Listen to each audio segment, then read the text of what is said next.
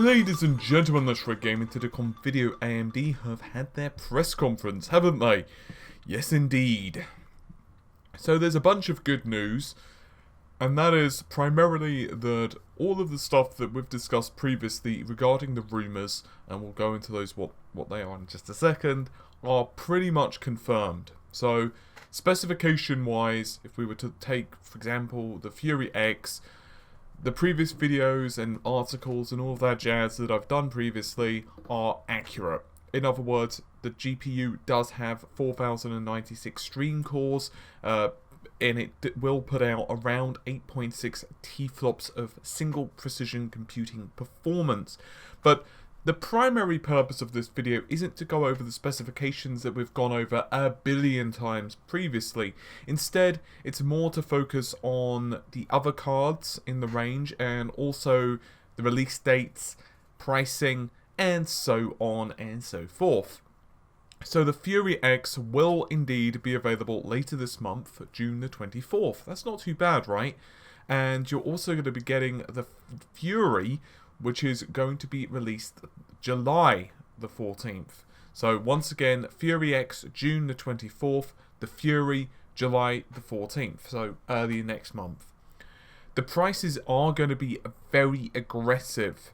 So the flagship, which is the Fury X, is going to cost $650 US, and $550 US. I'm rounding it up, by the way, by $1, so it's actually $649 and $549, but let's face it, who gives a crap about a dollar if you're spending that amount? So I'm just going to call it $650, $550.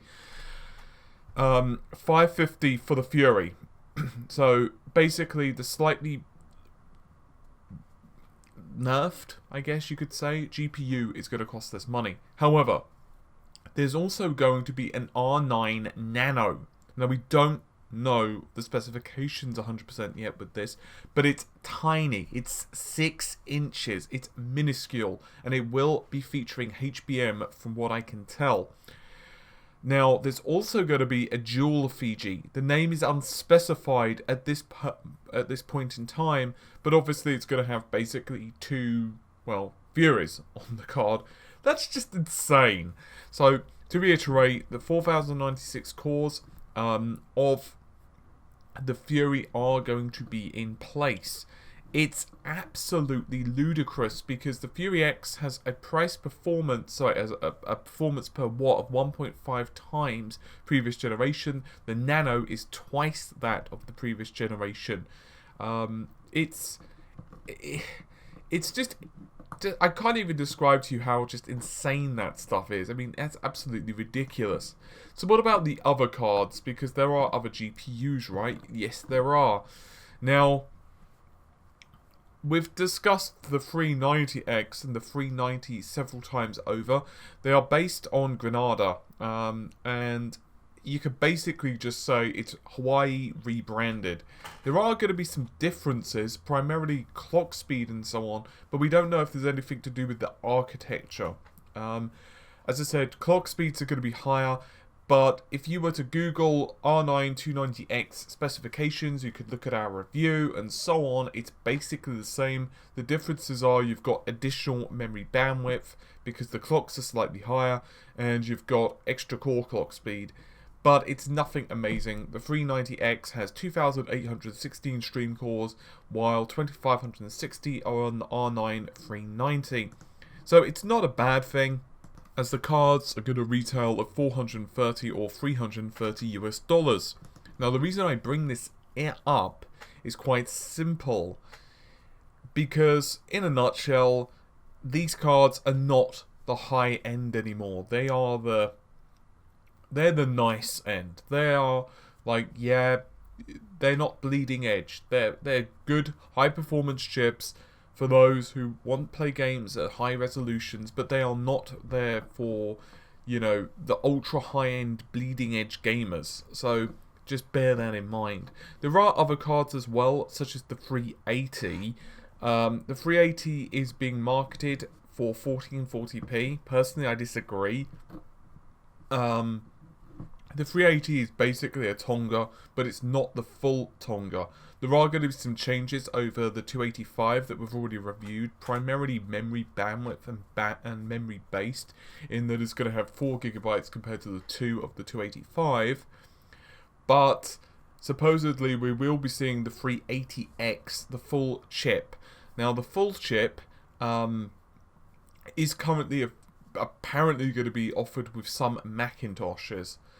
But supposedly the rumor mill is that eventually it will come out for the customers as well. Just to reiterate once again, you know, this is the 380X is probably what you want for a very entry level 1440p performance, or if you want to go with like high end 1080p. Then you've also got the 370, which, oh, I'm sorry, just to reiterate, the 380 is 199, the 370 is 149, which is not bad. Then you've got the R7 370, which has got 1280 streaming cores. It's, you know, I'm sorry, you've got 1024 streaming cores. Now, to be totally honest, I won't go through the very, very low end cards, because you've got the 370, the 360, which is $109, which is obviously the slowest card available in the retail configuration. It's still going to be using Tobago, and going to pack in 768 stream cores, and it's only going to cost, as I said, $109. But the real meat here, the real nitty gritty, if you will, is going to be the Nano. And is going to be the Fury. And to be totally blunt, the performance of these cards is just ridiculous. I'm looking forward to it. I must confess. I think it's going to be exciting. Obviously, we're going to have to wait for the benchmarks. Obviously, we're going to have to wait to see just how those cards perform. But I'm not disappointed in terms of performance, in terms of power, in terms of, supposedly anyway, the actual benchmarks, I'd guess, judging, I mean, you could basically score it like this. Theoretically, you could take the R9 290X and just linearly increase the number of shaders, and you can probably guess roughly what the performance of the card would be. And we've done that a couple of times in videos, so I won't go forth and do it again. But theoretically, it should be the world's fastest GPU. Single GPU. But you've also, of course, got the next generation after that. You know, the 400 series, which is going to be using HBM2, which is just going to be absolutely ludicrous. But that's, of course, not until next year. But for now, unless Nvidia can counter with something, theoretically, and I, once again, reserve all rights and judgments to change my mind, but theoretically, AMD should have the title of the fastest GPU core, and they certainly should have a ridiculous performance when it comes to the next generation, to the dual GPU of the Fiji. That should be pretty damn impressive. Anyway, I'm going to get going, because quite frankly, I am exhausted. A long day of work, unfortunately, and I've still got several things to do, but hopefully you've enjoyed the video. I'll see you soon. Take care, and bye for now.